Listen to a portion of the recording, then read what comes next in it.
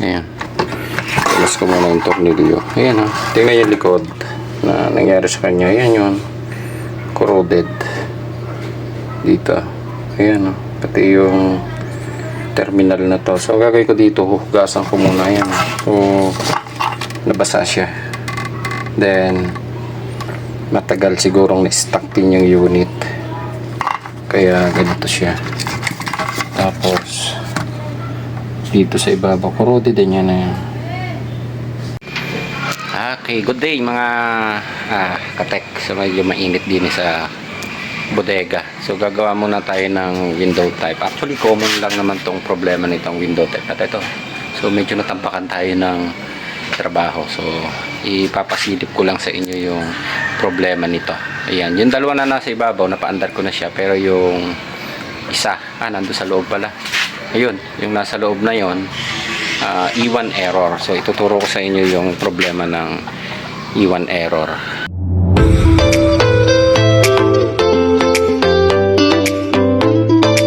Yung dalawa, ayan, nagawa na namin to. Itong tatlong unit pala na nandito.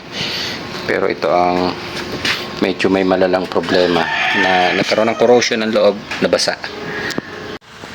Ayan na, lumabas na yung error. E1 error ang lumalabas dyan. Ayan. Tapos, ang light indicator niyan, usually naka-steady. Ayan na, yung kulay red na yan. Naka-steady light lang siya. So, pagka ganyan, usually yan yung error na makikita nyo. So, dapat may blinking. And, yun nga, maglalabas yun ng E1 error. Ayan. Babaklasin ko siya and i-check ko doon sa opisina.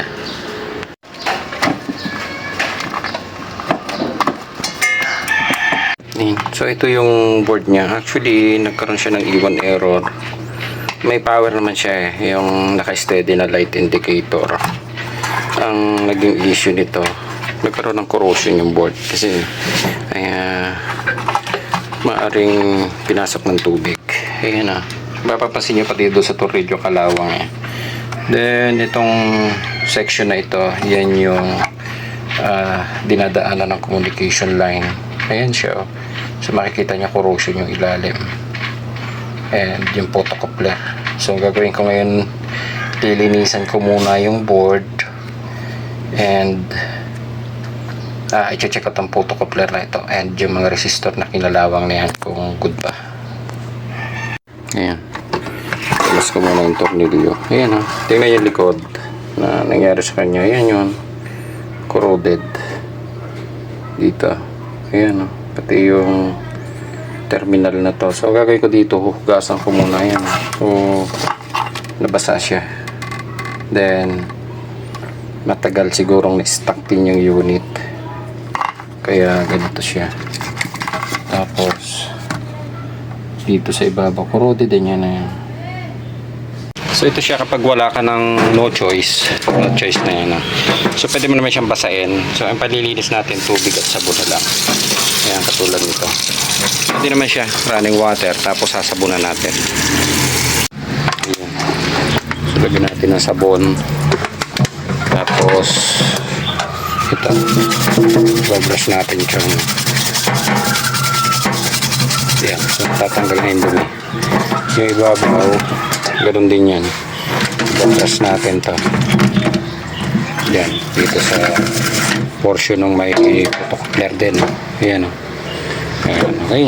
So dilinisan muna natin mabuti.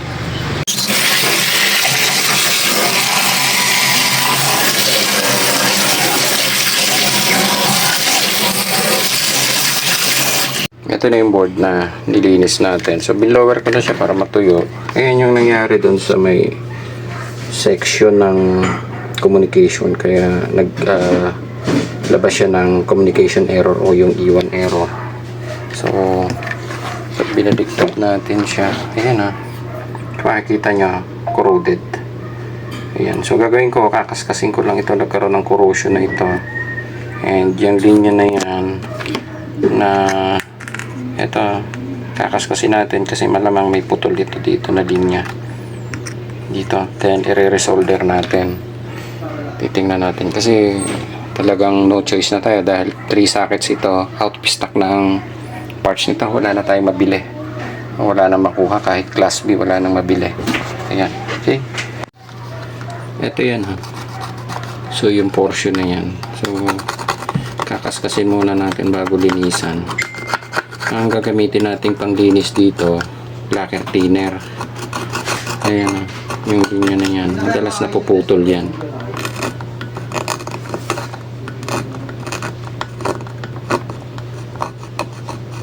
Yan.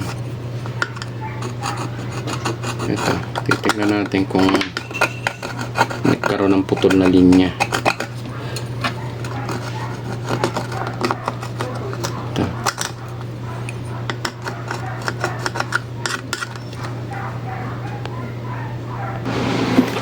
Yan. Ito lacquer thinner. Then mamaya natin i-hot blower.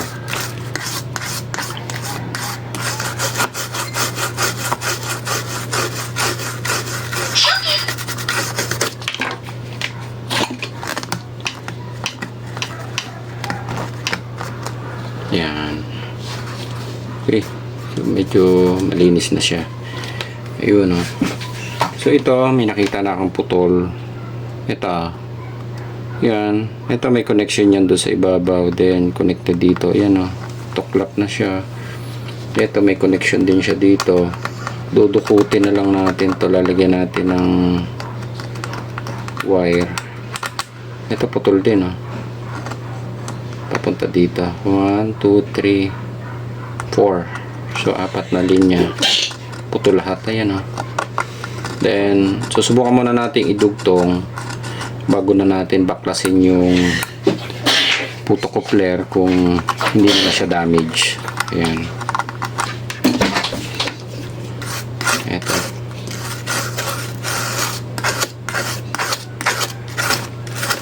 Ayan, so malinis na siya.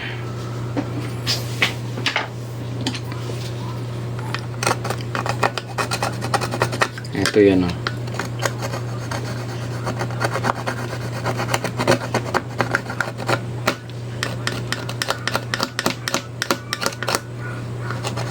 Ito, putol din to, oh.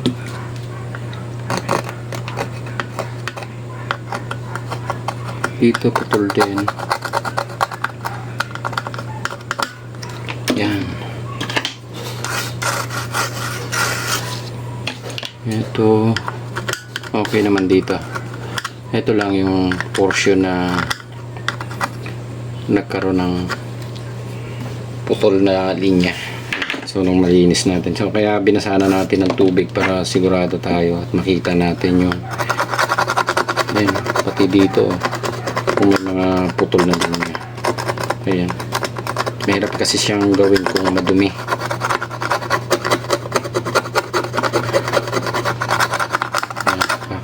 Natin to. So ito choice na lang, option na lang kasi kailangan pang magawa kasi wala na talagang board na pwedeng ipamalit dito. Yan. Okay. So hinang na lang tayo. So itong ibabaw lilinisan na din natin ng lacquer thinner para matanggal yung mga corrosion. Ayan, so hindi siya basta matanggal din yung sabon, kailangan din ng lacquer thinner.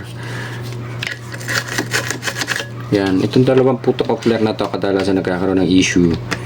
Pero bago natin palitan, lalagyan na muna natin ng jumper dito, din iti-testing natin. Yan, so maaaring buo naman siya, pero kung talagang ayaw saka na natin papalitan. Pero tingnan natin kung aandar siya kapag na-jumper na natin. Yan. Ayan. So, i-resolder na lang muna natin siya. Ayan. Ito yan. So, yung puto-coupler na yan.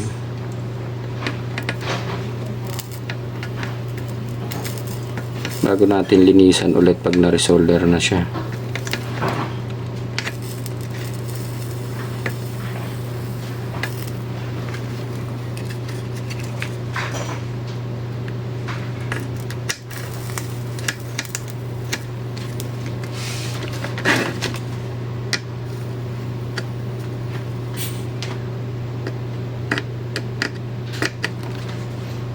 So ito yung ginawa ko.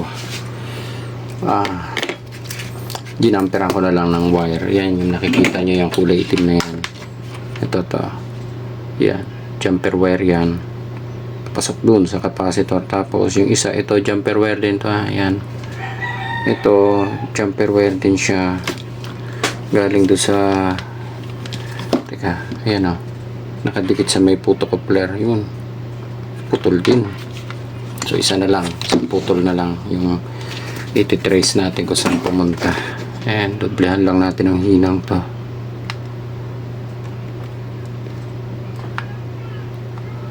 Yan. Okay. Okay na. So isa na lang. Ito. Papunta siya doon sa ayun, butas to eh. Yan. So sisilipin na lang natin kung saan pumunta yan. Ito isa kasi tagusan doon sa likod ng puto-coupler. Ito yan o. So mayayari, pinadaan ko doon sa butas. Ito butas to. Then dito natin siya ihihinang. Yan. Okay.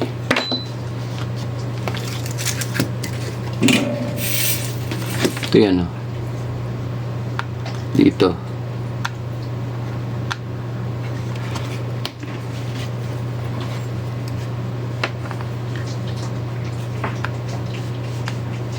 Yan. Tumatanggal ah.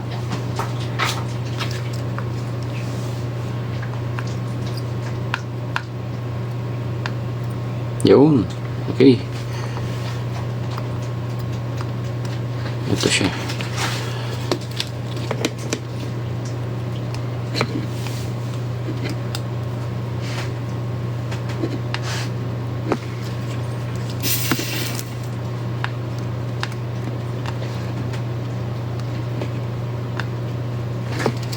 Yan.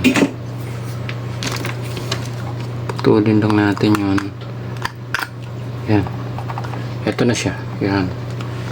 Tapos, actually, tinanggal ko muna din yung puto-coupler kasi hindi ko siya maihinang eh. Yung butas na yon, ito yan eh. Ito. Sa ilalim ng puto-coupler kaya tinanggal ko yung puto-coupler muna. Dito siya. Connected sa isang paa. Yan. Digit na lang natin para hindi magdikit. Ayan. Tapos puto-coupler ito na yan. Ibabalik na lang natin to. Ito yung puto-coupler. Actually sira din siya. Sira itong isa. May leak. Ipapakita ko sa inyo sa tester. Ayan. Yan. So naka-extend ako ng setup sa tester. Ito. Yan, extend. So pagka tinester to, dapat walang resistance na. Meron siya. Tapos pag nire-reverse natin siya. Yan. So defective tong isa. Papalitan na rin natin. So kinalas ko na siya ng diretso. Ito, ganito dapat yan. Yan lang yung may resistance. Then yung reverse, dapat walang resistance yan. Yan. Okay. So yung number nito ay P421. So hanapin kayo ng ganito. P421 din ang ginagamit namin. Okay. Ayan. So ikakabit ko lang to. Papalitan ko na siya parehas. Ito. So yung available ko na puto-coupler kulay black. Pero parehas lang ng value yan. Ayan. So kakabit na natin ito dito. So pinailalima ko yung wire.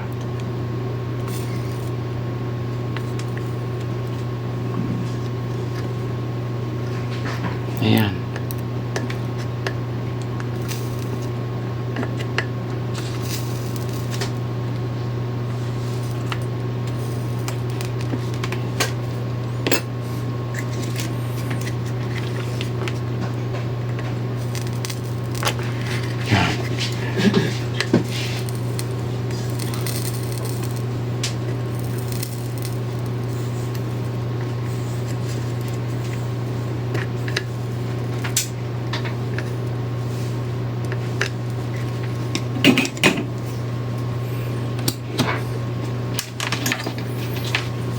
Ayan, so nakahinang na. Tingnan lang natin kung nagkaroon ng connection. Ito yan eh.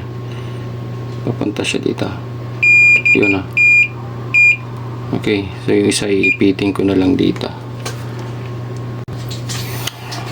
Ayan, so okay na siya. Linisan na lang natin ang bahagya, tapos i-hot air natin para malinis.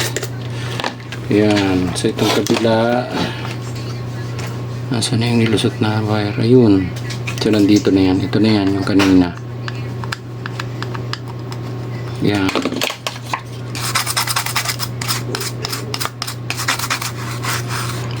Ayan, so dito wala naman tayo nakitang putol.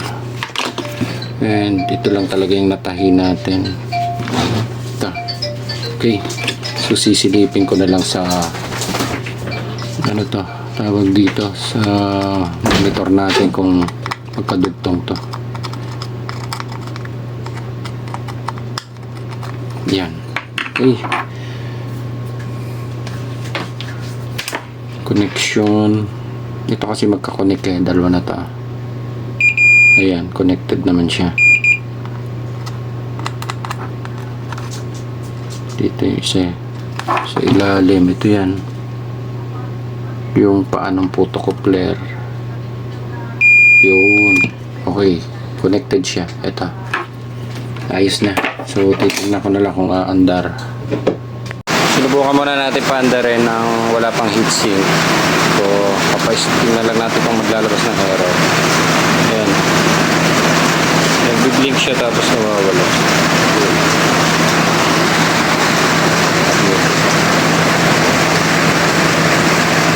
So nag-normal na yung blinking. Titignan ko na lang kung aandar siya ng diretso. Ayan, medyo malala ang trouble. At papakita ko sa inyo mamaya. Ayan o. Yung resistor dito, pagka may mga ganyang issue, yung may gap yung blinking ng light, check nyo itong resistor na to ha. R39, R42, R46. Kaya minsan loose, minsan defective talaga siya, change value yung resistor na yan. Then dito yung diode na nasa ilalim, ayan ha. Medyo nagbablurred eh. Yan diode na yan, nasa ilalim ng resistor. Yan, D9 ha. Okay. Ayan, so umandar na rin naman siya. Ayan, medyo tahi-tahi nga lang ng konti yung board. Naging tailoring na tayo. Ayan oh. So ganyan ang pagkakatahi natin ng board. Kasi no choice na to eh. Kumbaga yan na lang yung chance na pwede. Pero napanormal pa naman natin. Nag-normal na yung blinking. Nilagyan ko na rin ng silicone. I-assemble ko lang dito kung aandar ng diretso. So, testing na ulit natin dito. Ayan. So, kinabit ko na sa casing para mapaandar natin ng diretso. Ayan. So, yung light indicator niya, normal na yan. Kaya, simula na siyang gap. Actually, 8 blinks siya eh, pag may problema. Then, merong gap. Ito, pag tuloy-tuloy na ganyan, usually normal na yan. So, antayin na lang natin umandar. Umandar to. Kapag mag-start yan, makinis yung blinking na yan. Ibig sabihin niya, nagra-run na yan. Yun. Ito, nagra-run na nga ang compressor. Tapos, yung clock ammeter natin, kita natin. Yun, at 2.5 na siya. Ayos. So, nagra-run. Observation na lang to. Ayan, pag nagra-run yan, ganyan ang blinking niya. Mapagal, then pag-run, ganyan na siya. Bibilis na siya na ganyan. So, sabihin na nagra-run. Okay na. Ayan. So, natapos na natin yung 1, 2, 3, 4. So, 4 na unit yung natapos natin ngayon. Ayan, nagawa na natin lahat. Yung isa lang, medyo nahirapan kami dun sa isa na yon, yung tin-troubleshoot namin kasi no option na eh. Universal conversion or yung board pa rin na yon, pero okay pa naman, kaya lang marami nga yung putol na linya na nung board. So nag-normal pa naman, umandar pa siya. Ayan, so okay pa, ayos.